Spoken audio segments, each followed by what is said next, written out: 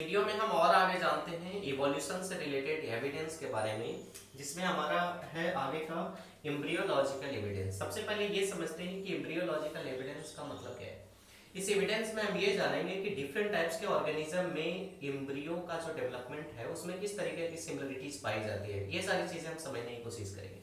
सबसे first number पे हम देखते हैं अर्ली डेवलपमेंट जो होता है एम्ब्रियो का, वो सारे ट्रिप्लोब्लास्टिक ऑर्गेनिज्म में सिमिलर होता है। जितने भी ट्रिप्लोब्लास्टिक ऑर्गेनिज्म हैं सब के सब ट्रिप्लोब्लास्टिक ऑर्गेनिज्म में जो एम्ब्रियोनिक डेवलपमेंट होगा वो क्या होगा, सिमिलर होगा। कहां पे वो सिमिलर है इसको समझने की कोशिश करते हैं। जैसे हम इसको लेते हैं प्लैटीहेल्मिन्थेस से लेकर के मैमल्स तक, है ना। आप किंगडम एनिमलिया पढ़े होंगे, वहां पे ऑर्गेनिज्म को देखा तो प्लैटीहेल्मिन्थेस से लेकर मैमल्स तक जितने भी ट्रिप्लोब्लास्टिक ऑर्गेनिज्म हैं सब में जाइगोट बनने का प्रोसेस, यानी कि स्पर्म और ओवम जब फ्यूज होकर जाइगोट बनते हैं तो सिमिलर तरीके से स्पर्म ओवम फ्यूज होकर सिंगल सेल बनता है, जिसे हम क्या कहते हैं, जाइगोट कहते हैं। क्लियर है। तो जाइगोट बनने का प्रोसेस जो है उतने सारे तरह के ऑर्गेनिज्म में सिमिलर है। इसके अलावा ब्लास्टुलेशन, ब्लास्टुलेशन का मतलब क्या होता है, आपको बताया था ह्यूमन रिप्रोडक्शन के केसेस में जब स्पर्म ओवम फ्यूज होकर जाइगोट बनता है तो वो जाइगोट में सेल डिवीजन होने से ब्लास्टोमेयर का संख्या बढ़ता है, और वो ब्लास्टोमेयर का संख्या जब और ज्यादा बढ़ता है तो एक स्ट्रक्चर बन के तैयार होता है जिसे हम कहते हैं ब्लास्टोसिस्ट। और यही ब्लास्टोसिस्ट जो होता है वो यूटेरस के वॉल के साथ जाकर अटैच हो जाता है, जुड़ जाता है। तो उस ब्लास्टोसिस्ट का बनना ही क्या कहलाता है, ब्लास्टुलेशन। तो ये सारे ऑर्गेनिज्म में एक ही तरीके से ब्लास्टोसिस्ट का फॉर्मेशन होता है। इसके बाद होता है गैस्ट्रुलेशन, जब वो इम्प्लांट हो जाता है यूटेरस के साथ जुड़ जाता है उसके बाद गैस्ट्रुलेशन यानी कि जर्म लेयर का फॉर्मेशन होता है। किसका फॉर्मेशन होता है, जर्म लेयर। और ये जर्म लेयर कितने होते हैं आपको पता है, ये तीन होते हैं। कौन, एक्टोडर्म, मेसोडर्म, मेसोडर्म और इंडोडर्म। क्लियर है। और आपको ये भी पता है कि यही वो जर्म लेयर है जो डिवाइड होकर डिफरेंशिएट होकर ऑर्गन या फिर बॉडी के जितने भी पार्ट्स हैं सारे पार्ट्स का फॉर्मेशन करते हैं। तो यही जर्म लेयर डिवाइड और डिफरेंशिएट होकर डिफरेंट बॉडी पार्ट्स का फॉर्मेशन करते हैं। क्लियर है। इसके बाद तो एक आपने देखा कि जितने भी ट्रिप्लोब्लास्टिक एनिमल हैं सब में एम्ब्रियोनिक डेवलपमेंट जो होता है वो सेम होता है, यानी कि जाइगोट बनने का प्रोसेस सेम है, ब्लास्टुलेशन का प्रोसेस सेम है, गैस्ट्रुलेशन का प्रोसेस सेम है। और आपको ये बता दिया ब्लास्टुलेशन का मतलब क्या है, गैस्ट्रुलेशन का मतलब क्या है। इसके बाद है early development, embryonic development in vertebrates is same.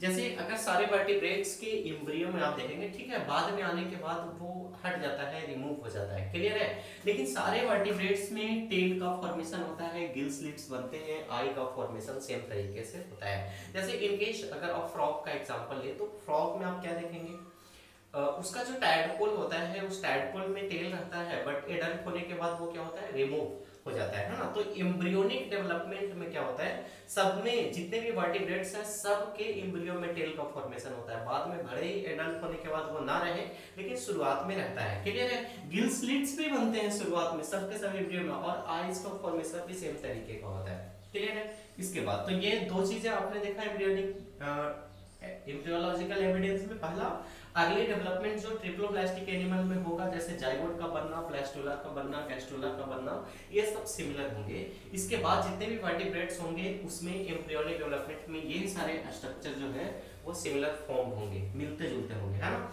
इसके बाद है temporary embryonic structure form in some organism like egg tooth in birds. जैसे बर्ड्स का जो एम्ब्रियो होता है, छोटा एम्ब्रियो, उसमें एक टूथ होता है जो बाद में जाकर के खत्म हो जाता है, रिमूव हो जाता है, हट जाता है ना। लेकिन जब उसका एम्ब्रियो होता है उस टाइम होता है। अब टूथ होना किसका कैरेक्टर है, एक्चुअली वो रेप्टाइल्स का कैरेक्टर है, समझ रहा है। लेकिन वो बर्ड्स में उसके एम्ब्रियोनिक स्टेज में डेवलप हो रहा है। इसका मतलब ये क्या प्रूफ कर रहा है, इसका ये प्रूफ है कि रेप्टाइल्स के जैसे ऑर्गेनिज्म से ही बर्ड का फॉर्मेशन हुआ है, तभी तो उसमें रेप्टाइल्स के जैसे कैरेक्टर डेवलप हो रहे हैं, है ना। तो इस वजह से बर्ड्स को क्या कहते हैं, so birds also called as glorified reptiles. Clear है। इसके एम्ब्रियोनिक स्टेज में रेप्टाइल्स के कैरेक्टर भी डेवलप हो जाते हैं।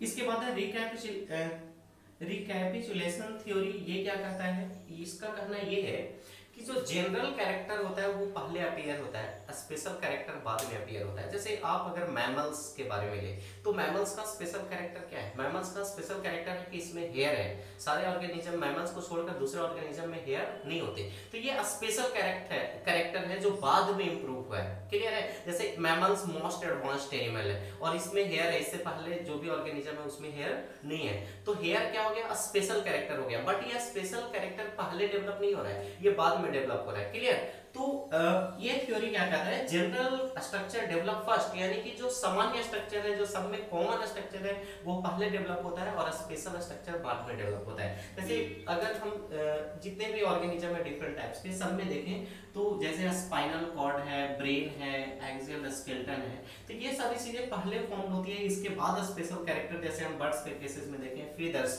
तो ये बाद में डेवलप होता है। मैमल्स के केसेस में देखें हेयर, तो ये बाद में डेवलप होता है। तो जनरल जो कैरेक्टर है वो पहले डेवलप हो रहा है। इसका मतलब क्या है कि पहले हम सब उसी तरह के ऑर्गेनिज्म के रूप में थे जो नाउ अडे इस टाइप के एडवांस्ड हो गए या डेवलप हो गए। क्लियर है? इसके बाद हम देखेंगे ऑर्गन डेवलपमेंट को लेकर। तो ऑर्गन डेवलपमेंट में आप क्या देखोगे? जैसे अगर आप फिश के केसेस में देखते हैं तो वहां पे हार्ट कितना है? 2 चैम्बर्ड है। क्लियर? अब जैसे जैसे एडवांस्ड हो रहे हैं वो चैम्बर्ड बढ़ते जा रहा है। अगर हम एम्फीबियंस के केसेस में देखें तो ये 3 चैम्बर्ड हो गए, है ना। अगर बर्ड्स और मैमल्स के केसेस में देखें तो क्या हो गया? 4 चैम्बर्ड हो गए। तो इस तरीके से एम्ब्रियोनिक डेवलपमेंट जो है वो क्या शो कर रहा है? ये शो कर रहा है कि आज जितने भी एडवांस्ड एनिमल हैं उसका एम्ब्रियो और जो लोअर ऑर्गेनिज्म है उनका एम्ब्रियो, उसमें बहुत ज्यादा सिमिलरिटीज है, जो ये शो करता है कि आज जो एडवांस्ड ऑर्गेनिज्म है या फिर जो इवोल्यूशन के बाद बने हैं या जिसमें बहुत ज्यादा चेंजिंग आया है, बदलाव आया है, वो पहले के जैसे ऑर्गेनिज्म के रूप में ही रहे होंगे। इसके बाद हम देखते हैं पैलेंटोलॉजिकल एविडेंस के बारे में। पैलेंटोलॉजिकल एविडेंस जो है ये फॉसिल रिकॉर्ड पर बेस्ड है। तो सबसे पहले ये समझना है कि फॉसिल रिकॉर्ड क्या होता है। क्लियर है? तो फॉसिल का मतलब होता है जैसे कोई ऑर्गेनिज्म डेथ कर गया, उसका बॉडी मर गया और उसका बॉडी किसी स्टोन के बीच में आ गया या जमीन के अंदर डेप्थ में चला गया जहां पर उसे ऑक्सीजन ना मिल पा रहा हो। ऐसे केसेस में क्या होता है कि एक लॉन्ग टाइम पीरियड तक उसका बॉडी डिग्रेड नहीं हो पाता, इजिली डिके नहीं हो पाता और उसके कुछ पार्ट्स जो होते हैं बॉडी के वो बचे हुए रह जाते हैं लंबे समय तक। जैसे उसका टीथ है या स्केलेटन का कोई हिस्सा बचा हुआ रह जाता है, तो बॉडी का वो रिमेनिंग पार्ट जो होता है, बचा हुआ हिस्सा होता है, उसी को क्या कहते हैं? फॉसिल कहते हैं। बात समझ में आ रही है? उसी फॉसिल के रिकॉर्ड पे ये बेस्ड है पैलेंटोलॉजिकल एविडेंस। इसमें फॉसिल से ये जानकारी जुटाई जाती है कि उस टाइम ये ऑर्गेनिज्म कैसा रहा होगा, उसका स्ट्रक्चर कैसे रहेंगे, उसके बॉडी साइज कैसे रहेंगे, ये सारी चीजें। तो पैलेंटोलॉजिकल एविडेंस में आप समझ गए किस पे बेस्ड है? ये फॉसिल रिकॉर्ड पे बेस्ड है। अब देखिए स्टडी ऑफ फॉसिल को क्या कहते हैं? फॉसिल के स्टडी को पैलिएंटोलॉजी कहते हैं। क्लियर है? अब फादर ऑफ पैलिएंटोलॉजी याद रखना है लियोनार्डो डा विंची। इसके बाद है फादर ऑफ मॉडर्न पैलिएंटोलॉजी कौन है? क्यूवियर, है ना, जी क्यूवियर इनको कहते हैं। अब देखिए इसके एग्जांपल में हम लेते हैं, जैसे कुछ फॉसिल जो कॉमन है उसका एग्जांपल हमें ध्यान रखना है। जैसे आर्कियोप्टेरिक्स। आर्कियोप्टेरिक्स जो है वो क्या है नहीं, एक्चुअली ये था, है ना। तो ये इसको हम मिसिंग लिंक में रखते हैं। इससे पहले आपको बताया है कनेक्टिंग लिंक। कनेक्टिंग लिंक का मतलब क्या होता है? एक ही ऑर्गेनिज्म जिसमें 2 डिफरेंट ग्रुप के ऑर्गेनिज्म का कैरेक्टर है, तो कनेक्टिंग लिंक में जो ऑर्गेनिज्म था वो अभी सरवाइव कर रहा है, अभी नाउ अ डे अवेलेबल है। बट मिसिंग लिंक में क्या होता है कि वैसे ऑर्गेनिज्म थे जिसमें 2 डिफरेंट कैरेक्टर के ऑर्गेनिज्म, 2 डिफरेंट ग्रुप के ऑर्गेनिज्म का कैरेक्टर था, बट नाउ अ डे ये नहीं है, ये एक्सटिंक्ट कर चुके हैं। क्लियर है? तो आर्कियोप्टेरिक्स जो एक्सटिंक्ट कर चुके हैं, इसमें 2 डिफरेंट ग्रुप के ऑर्गेनिज्म का कैरेक्टर था। एक इसमें रेप्टाइल्स का कैरेक्टर था और दूसरा एविज यानी कि बर्ड्स का कैरेक्टर था।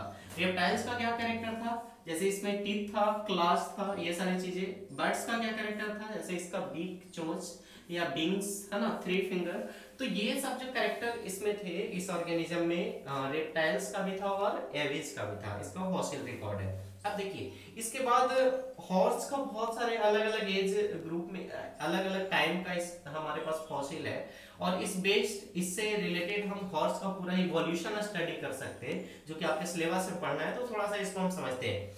इसमें हम जानेंगे साइंटिफिक नेम, फिर इसके कॉमन नेम, एज कब ये डेवलप किस समय में ये रहते थे, हाइट इसका फिंगर, इसके टोज और इसके मोलर्स जिससे ये फूड को चेविंग करते थे, है ना। तो सबसे पहले नंबर पे लेते हैं इयोहिपस। इयोहिपस को हम कॉमनली क्या कहते थे? Dawn horse. ये कब रहते थे? 60 मिलियन ईयर्स अगो ये रहते थे पृथ्वी पे, और इसका हाइट कितना था? मात्र 28 सेंटीमीटर। आप कितना छोटा ये रहा होगा, है ना। इसके फिंगर कितने थे? 4। क्लियर। फिंगर का मतलब आप समझ रहे हो ना, अगले पैर की बात हम कर रहे हैं। फिंगर के तो अगले पैर यानी कि फोर लिम्ब के बारे में बात की जा रही है, और टोज का मतलब इसके हिंड लिम्ब के बारे में बात की जा रही है। तो फोर लिम्ब में फर्स्ट जो फिंगर था वो स्प्लिंट था, छोटा हो गया था, रिड्यूस्ड हो चुका था। इसमें कितने थे? सिर्फ 4। और टोज कितने थे? 3, जिसमें फर्स्ट और फिफ्थ ये 2 स्प्लिंट हो चुके थे, 3 बचे थे टोज में, है ना।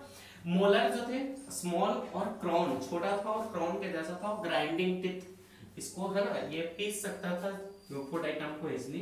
इसके बाद दूसरे नंबर पे मेजोहिपस, जिसको हम लोग कॉमन नेम से क्या जानते हैं? Intermediate horse. ये कब रहते थे? 40 मिलियन ईयर्स अगो। इसका हाइट 60 सेंटीमीटर। देखिए इसका हाइट जो है वो ग्रो कर रहा है। क्लियर है। फिंगर्स जो है इसमें एक और कम गया, फर्स्ट और फिफ्थ ये दोनों स्प्लिंट हो गया, सिर्फ 3 बचा। इसके बाद टोज जैसा था पहले से, फर्स्ट और फिफ्थ वहां पे स्प्लिंट है। तो इस केसेस में क्या है? फिंगर और टोज दोनों का नंबर इक्वल है, बराबर है। टीथ मोलर जो है वो बिल्कुल सेम है ना, और टीथ भी सेम है। इसके बाद देखिए मेरिकहिपस थर्ड नंबर पे आता है, इसको रिमिनेटिंग हॉर्स कहते थे। फिर 25 मिलियन ईयर्स अगो थे, इसका हाइट और बढ़ गया, ये 100 सेंटीमीटर हो गया है। अब इसमें क्या था? 2 और जो फिंगर्स थे वो और छोटे हो गए, और सिर्फ थर्ड वाला जो फिंगर था वो लॉन्ग हो गया, वो ज्यादा लंबा हो गया। यहाँ पे भी सिर्फ थर्ड वाला जो है वो लंबा हो गया। क्लियर है। और इसका जो मोलर था वो स्मॉल क्राउन था, ये लॉन्ग क्राउन हो गया। क्लियर है। अब देखिए, तो ये आपने मेरिकहिपस में क्या देखा? चेंजिंग, हाइट बढ़ गया इसका, एक ही फिंगर्स यहाँ भी है और एक ही फिंगर्स यहाँ भी है, और मोलर में चेंजिंग है। इसके बाद है प्लियोहिपस, प्लियोसेन हॉर्स, इसको हम लोग कॉमनली कहते हैं 10 मिलियन ईयर्स अगो ये डेवलप हुए। 108 सेंटीमीटर इसका हाइट और बढ़ा है। और थर्ड जो सिर्फ एक सिंगल जो फिंगर जो बचा था वो बहुत ज्यादा स्ट्रॉन्ग हो गया और लॉन्ग हो गया। क्लियर। यहाँ पे भी थर्ड ही बचा है। टाइप टीथ जो है वो ग्रेजिंग टाइप का, वो चरने वाले हो गए पूरी तरह से। इसके बाद फिफ्थ नंबर पे, लास्ट नंबर पे इक्वस, जिसको हम लोग मॉडर्न हॉर्स भी कहते हैं। ये 0.5 मिलियन ईयर्स वो रहते थे पृथ्वी पे, इस से रह रहे हैं, है ना, रहते थे नहीं, रह रहे हैं तब से अभी तक। इसका हाइट और भी बढ़ गया, 150-160 सेंटीमीटर तक इसका हाइट है। इसका थर्ड जो है वो फिंगर बहुत ही ज्यादा स्ट्रॉन्ग हो गया, टोज भी बहुत ज्यादा स्ट्रॉन्ग हो गया, है ना, और ये ग्रेजिंग टाइप का है, अब इजिली जो है वो घास चर सकता है। तो ये आपने देखा पैलियोंटोलॉजिकल एविडेंस के बारे में, और हॉर्स के इवोल्यूशन इसी में आपने देखा। इसके बाद हम और आगे डिफरेंट टाइप्स के एविडेंस के बारे में जानेंगे।